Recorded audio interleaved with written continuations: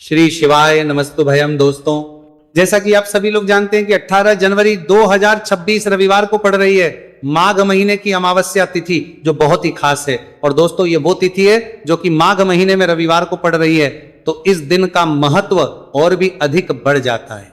पूज्य गुरु जी ने कहा है कि अगर कभी भी मौका लग जाए और माघ महीने की अमावस्या तिथि रविवार को पड़ जाए तो इस दिन आपको 11 गेहूं के दाने वाला उपाय जरूर करना चाहिए, क्योंकि ऐसा शुभ संयोग बहुत ही कम आता है। और दोस्तों, इसी दिन किया जाने वाला पंडित जी द्वारा बताया गया 11 गेहूं के दाने वाला उपाय आप लोगों को जरूर करना चाहिए। और अगर आप लोगों ने इस उपाय को नहीं किया है या किसी कारणवश नहीं कर पाए हो तो अमावस्या तिथि के दिन इस उपाय से मत चूकना। दोस्तों देखिए, ये दिन इतना खास होता है, इतना महत्वपूर्ण होता है। देखा गया है कभी कभी बड़े पूजा पाठ अनुष्ठान से जो मनोकामना पूर्ण नहीं होती है, वह माघ महीने के रविवार के दिन एक छोटे से उपाय करने से ही आपकी मनोकामना पूर्ण हो जाती है। और बहुत सारे लोगों ने इस उपाय को किया भी है और उनको इस उपाय को करने का फल भी जरूर मिला है। अगर आप लोग भी इस उपाय को रविवार अमावस्या तिथि के दिन करना चाहते हैं तो आप इस उपाय को पहले अच्छे से समझ लेना, सुन लेना, उसके बाद करना। आपको इस उपाय का फल जरूर मिलेगा। करना, आपकी सभी मनोकामनाएं पूरी हो जाएंगी।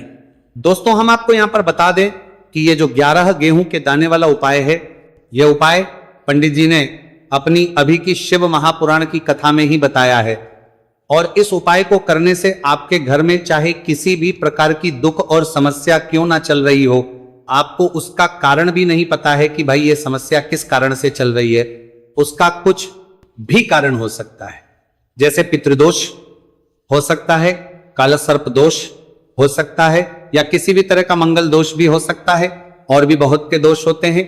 कुछ भी हो सकता है, पर आपको इस उपाय को करने के लिए अपने दोष को पता लगाने की भी जरूरत नहीं है।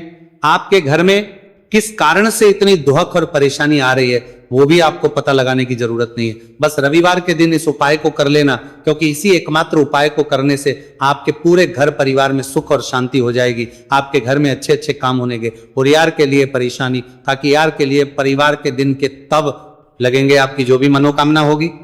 वो आपको करना कैसे है, किसको करना है, किस समय करना है और कैसे करना है। देखो, उपाय बिल्कुल आसान है, बस समझने वाली बात है। ध्यान से समझिए, उसके बाद ही आप लोग जो है इस उपाय को जरूर कीजिएगा। लेकिन उससे पहले जो भी मेरे भाई, मेरी प्यारी बहनें आज चैनल पर पहली बार आए हैं या मेरी आवाज आज पहली बार सुन रहे हैं, अगर आप भी महादेव के सच्चे भक्त हैं तो वीडियो को लाइक और चैनल को सब्सक्राइब जरूर कर लें और कमेंट बॉक्स में लिखे हर हर महादेव, जय भोलेनाथ। अब सबसे पहली चीज हम लोग ये समझते हैं कि इस 11 गेहूं के दाने वाले उपाय को इस अमावस्या तिथि के दिन किसको करना है। तो देखिए, इस उपाय को घर के सभी सदस्यों को करने की बिल्कुल भी जरूरत नहीं है। घर में से कोई एक मुख्य बड़ा सदस्य ही इस उपाय को करेगा तो उस घर परिवार के सभी सदस्यों को इस उपाय को करने का फल मिल पर वो बड़ा सदस्य कौन होगा, कौन व्यक्ति इस उपाय को करेगा। तो यहां पर देखिए, हम आपको बता दें, घर की जो बड़ी माताएं बहनें होंगी, घर की बड़ी माताओं बहनों में से कोई भी एक माता बहन इस वाले उपाय को कर सकती है। अपने पूरे घर परिवार के लिए घर में सभी सदस्यों को इस उपाय को करने की जरूरत नहीं है। मात्र घर की जो बड़ी माताएं बहनें हैं, उनमें से कोई भी एक माता बहन इस वाले उपाय को करेगी, उसके घर परिवार के पूरे सदस्यों को इस उपाय का फल मिलेगा। अगर किसी कारणवश माताएं बहनें घर में उपस्थित ना हो या वो इस उपाय को ना कर रही हो, कुछ दिक्कत हो, तो भाई उस जगह पर फिर घर का कोई बड़ा व्यक्ति भी इस उपाय को कर सकता है। माताओं बहनों के कहने का मतलब यह था कि माताएं बहनें घर की लक्ष्मी होती है। जब घर की लक्ष्मी कोई उपाय करती है तो निश्चित ही भगवान शिव जी बहुत जल्दी प्रसन्न होते हैं और उपाय का फल में बहुत जल्द और बहुत बड़ा करके भी यहां पर देते हैं। तो आप लोग ये बात समझ गए होंगे। अब हम ये बात समझते हैं, इस वाले उपाय को हमें करना किस समय है। इस 11 गेहूं के दाने वाले उपाय को हमें इस रविवार अमावस्या तिथि के दिन करना किस समय है। तो देखिए, इस उपाय को करने का जो समय है, शाम का समय है। अब देखिए, यहां पर हम मुख्य रूप से सुबह का समय नहीं बोलेंगे, क्योंकि देखिए ये जो अमावस्या तिथि है और आप सभी लोग जानते हैं, इसका प्रदोष काल का जो समय होता है ना, इस दिन भगवान शिव और माता पार्वती जी का सबसे प्रिय दिन होता है। तो आप लोग इस गेहूं के दाने वाले उपाय को शाम के समय में कर सकते हो। और देखो, अगर सुबह करोगे तो आप 8 बजे से 11 बजे के मध्य इस उपाय को कर सकते हो।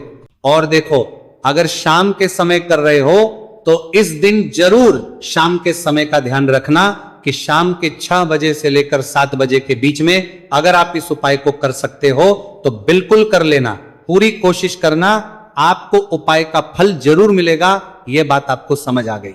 अब बात करते हैं उपाय की। देखो, गुरुजी ने कहा है कि अगर रविवार के दिन अमावस्या तिथि पड़ जाए तो इस दिन आपको 11 गेहूं के दाने वाला उपाय तो अवश्य ही करना चाहिए। देखो, यह उपाय यदि आपके जीवन में कर्जा बहुत अधिक है, आपके जीवन में संकट बहुत अधिक रहते है, आपके ऊपर बहुत अधिक विपदा आ रही है, बार बार आपको अपने व्यापार में और अपने धन में हानि देखने को मिल रही है, यानी कि आपको प्रत्येक कार्य में हानि हो रही है, तो आपको यह करना चाहिए। देखिए, इस उपाय के लिए आपको 11 गेहूं के दाने आपको लेने हैं। ठीक है, 11 दाने लेने के बाद में आपको जरूरत होगी चावल के दानों की। 11 चावल के दाने और 11 गेहूं के दाने, और चावल के दाने खंडित नहीं होने चाहिए। अब आप कहोगे भैया गेहूं कहां से लेने हैं? देखो, आपको किसी भी किराना स्टोर पे गेहूं के दाने मिल जाएंगे, जाके ले लेना। ठीक है ना, 11 गेहूं 11 चावल के दाने लेने हैं। साथ ही साथ आपको एक तांबे का लोटा लेना है और उस तांबे के लोटे में आपको जल भरना है। जल खुद के घर का होना चाहिए, मंदिर का नहीं होगा। अब आप ये सब सामग्री लेकर पहुंच जाओगे महादेव के शिवलिंग के पास में शाम के टाइम पे प्रदोष काल में। देखो, जब आप ये उपाय कर रहे हो तो अपना फेस रखना उत्तर दिशा, नॉर्थ डायरेक्शन की तरफ। अब यहां पे जो मैं आपको क्रम बताने जा रहा हूं ना, उस मेरे क्रम को बहुत ध्यान से सुनिए। महादेव को अगर कोई सबसे प्रिय है ना, तो उनकी सबसे छोटी पुत्री जिनका नाम है माता अशोक सुंदरी, जो आपके पास में चावल के रह दाने हैं ना, उन चावल के 11 दानों को माता अशोक सुंदरी के स्थान पर आपको अपना नाम और गोत्र बोलते हुए समर्पित कर देने हैं, है ना। चावल के दानों को रखने के बाद में जो आपके पास में तांबे का लोटा है ना, उस तांबे के लोटे को कहीं पे भी हम जल नहीं चढ़ेंगे। सिर्फ और सिर्फ माता पार्वती का जो हस्त कमल आपको दिख रहा है, यहीं पे गोल गोल आपको समर्पित करना है उसी जल को, और कहीं नहीं। ना तो माता अशोक सुंदरी के स्थान पर, न शिवलिंग के ऊपर, सिर्फ आपको यहाँ पे गोल गोल जलाधारी पर आपको उस जल को समर्पित करना है। अब आपके पास में बचे हुए हैं 11 गेहूं के दाने और बचे हैं। उन्हीं 11 गेहूं के दाने को आपको अपनी मनोकामना, अपने विशेष कहते हुए महादेव के शिवलिंग के ऊपर अगर आप अमावस्या तिथि के दिन प्रदोष काल में समर्पित कर देते हैं तो आपकी जो भी मनोकामनाएं होंगी, जो भी विश होंगी, महादेव पूरी जरूर करते हैं। अन्न समर्पण करने से, उस खासकर गेहूं को समर्पण करने से हमारी इच्छाएं पूरी होती है। और अगर वो दिन अमावस्या तिथि का दिन हो, तब तो इससे सुंदर संयोग कुछ भी नहीं हो सकता। आपकी इच्छाओं को पूरा करने के लिए बहुत स्पेशल, बहुत प्यारा सा उपाय आप सभी को जरूर करना है। ध्यान में रखिएगा, यह उपाय प्रदोष काल में करना है। देखो, गुरुजी ने कहा है भगवान शिव के शिवलिंग पर 33 कोटि देवी देवता का वास होता है। अगर हम शिवलिंग के सामने कुछ भी उपाय करते हैं तो हमारे सभी देवी देवता हमसे खुश हो जाते हैं। यह उपाय आपको अवश्य करना है। देखो, सुबह के टाइम नहीं कर सकते, ठीक है। अब बात करते हैं अगले उपाय की। देखिए, अब हम जान लेते हैं गुरुजी द्वारा बताए गए दूसरे उपाय के बारे में। इस उपाय के लिए आपको मात्र 2 लौंग लेनी होगी, यानी कि आपको लौंग का जोड़ा लेना है। 2 फूल वाली आपको लौंग लेनी है। लौंग का जोड़ा से भी खंडित नहीं होना चाहिए, इस बात का ध्यान रखें। इसी के साथ में आपको लेना होगा लाल चंदन का पाउडर। देखिए, यदि आपके पास लाल चंदन की लकड़ी है तो उसे घिसकर भी आप चंदन के रूप में प्रयोग कर सकते हैं। यदि पाउडर है तो उसका भी आप अपने उपाय के लिए प्रयोग कर सकते हैं। देखिए, चंदन जो है वो तेज का प्रतीक माना गया है और साथ ही साथ जीवन के अंधकार को दूर करने का प्रतीक माना गया है। अब इसी के साथ में मात्र 1 तांबे के पात्र के अंदर शुद्ध जल लेना होगा अपने घर से। अब दोस्तों, ये तीनों सामग्री लेकर के सीधे आपको पहुंच जाना होगा भगवान शिव के मंदिर में। देखिए, इसी के साथ मैं आपको एक गोलबाती का दीपक भी लेना होगा।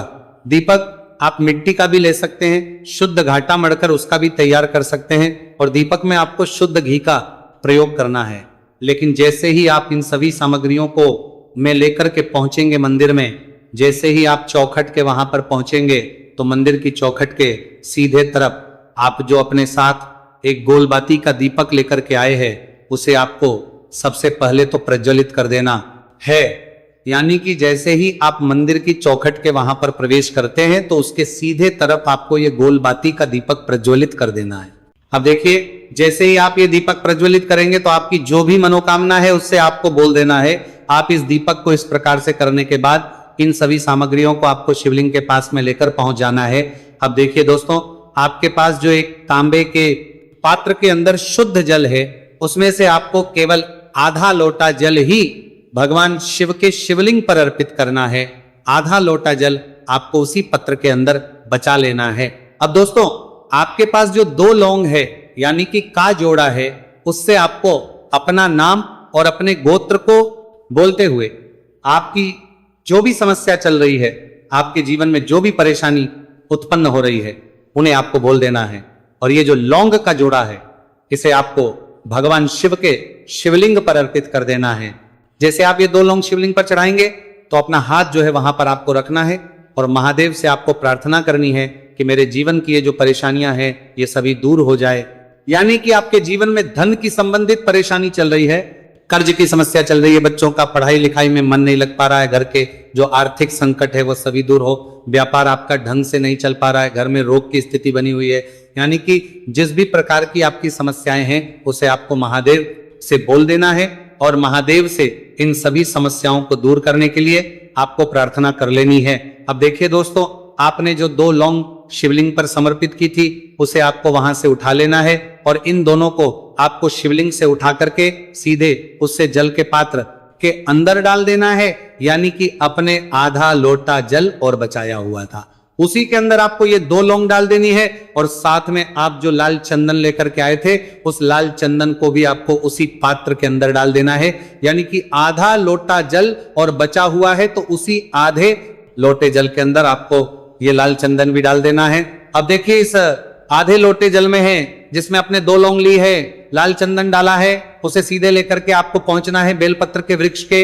वहां पर देखिए बेलपत्र का वृक्ष यदि आपके घर पर है तो वहां पर आपको आ जाना है।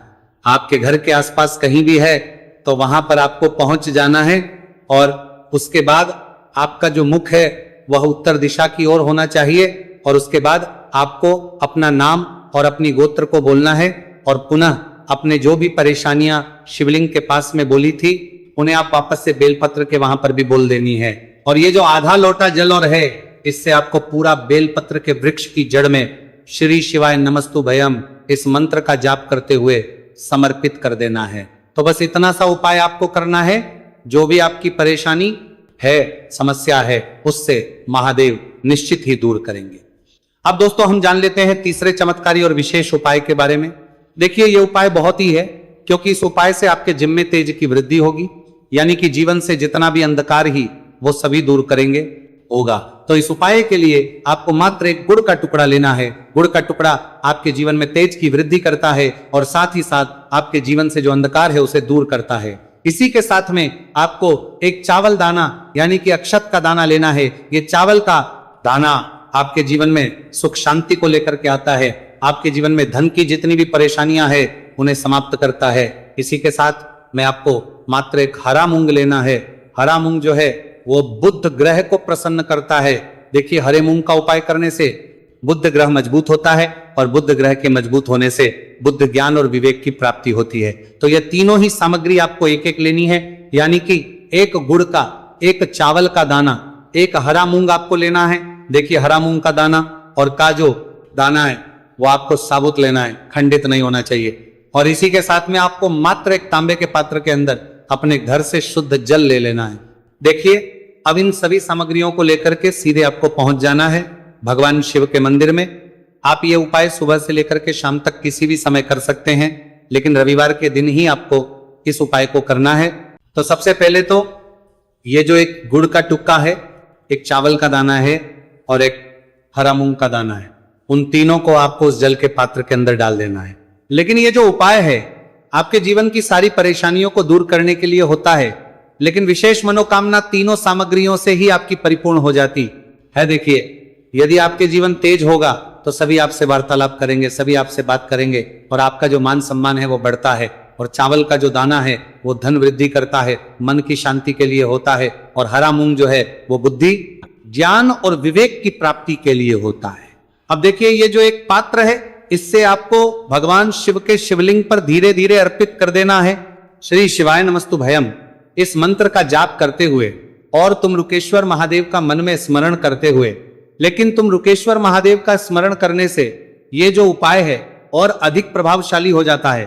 तो महादेव का स्मरण करते हुए यह उपाय करने से आपके जीवन में जो भी अशांति है वह सभी दूर हो जाएगी। तो इस प्रकार से आपको यह सुंदर सा उपाय कर लेना है। इसके बाद बात करते हैं तीसरे उपाय की। देखो यह उपाय बहुत ही अचूक उपाय है जो आपको करना है। देखो इस प्रकार से उपाय के लिए आपको 2 दीपक लेने हैं। देखो दोनों दीपक आपको मिट्टी के दीपक लेने हैं। उसके बाद आपको दोनों दीपक को प्रज्वलित करने के लिए आपको लंबी बाती लेनी है, और ये दीपक घी और सरसों के तेल से दीपक प्रज्वलित करने हैं। ये सब लेने के बाद आपको लेना है 1 कटोरी में कच्चा दूध थोड़ा सा लेना है। उसके बाद आपको लेना है 1 लोटा जल। देखो गुरुजी ने इस उपाय के लिए बताया है कि यह उपाय आपको प्रदोष काल में करना है। कहते हैं कि बेलपत्र के वृक्ष में प्रदोष काल के समय में महादेव वास करते हैं। उस समय हम कोई भी उपाय करते हैं तो उसका फल हमें अवश्य मिलता है। देखो अब ये सब सामग्री लेकर आपको प्रदोष काल में चले हैं बेलपत्र के वृक्ष के। वहां पर देखो, वहां पहुंच जाने के बाद आपको सबसे पहले बेलपत्र की जड़ में सबसे पहले वो दूध जो आप लाए हैं उसे समर्पित कर दे। तो ये करते कर रहे हैं देना है। उसके बाद आपको जो 1 लोटा जल जो आप लाए हैं वो आपको धीरे धीरे बेलपत्र की जड़ में समर्पित कर देना है। उसके बाद आप जो दीपक लाए हो, दोनों दीपक को आपको बेलपत्र की जड़, बेलपत्र की तरफ मुंह करके बाती का आपको 1 दीपक घी का और 1 दीपक तेल का प्रज्वलित कर देना है, और आपकी जो भी मनोकामनाएं हैं वो महादेव को बोलना है। देखो ने कहा रविवार के दिन पर बेलपत्र की जड़ में दीपक प्रज्वलित कर देता है महादेव, उसकी सभी मनोकामना पूरी कर देते हैं। देखिए दोस्तों, आज के इस वीडियो में हमने आपको रविवार के दिन किए जाने वाले 3 बहुत ही सुंदर से उपाय बताए हैं। जो भी आपके लिए उचित है, सरल है, उसे आप कर सकते हैं। यदि उपाय से जुड़ा किसी भी प्रकार का सवाल है तो कमेंट में पूछ ले। उपाय को करते समय आप किसी भी प्रकार की गलतियां ना करें। अगर आपको हमारी पसंद आए तो हमारे इस चैनल को सब्सक्राइब जरूर करें। हर हर महादेव। ओम नमः शिवाय।